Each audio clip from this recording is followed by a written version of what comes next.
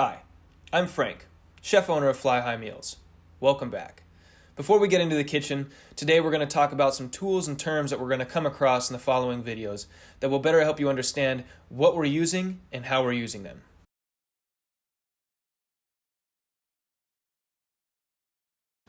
A slicer, although not a necessity, is a great knife to have in your roll.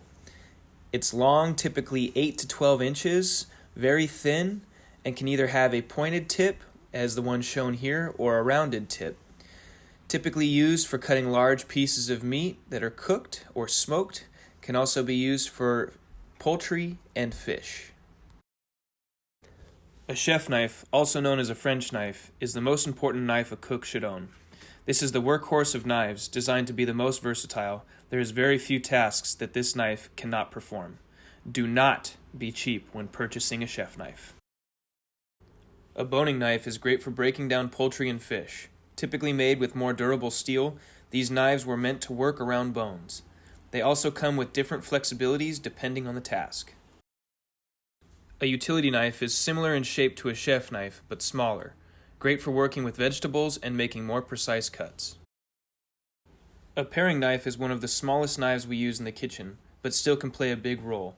It's great for very precise cuts and cleaning. Keep in mind that these are some of the most common knives to keep in your knife roll. There are plenty of other knives out there, but they can be expensive, so be wise when picking out your knives. The task should pick the knife. Again, do not be cheap on getting a chef's knife, as it's your most versatile knife that you will own. Let's take a look at some of the most common tools we're going to use in the kitchen. Keep in mind that some of these tools have multiple uses, and we'll discuss those uses later on when they become applicable.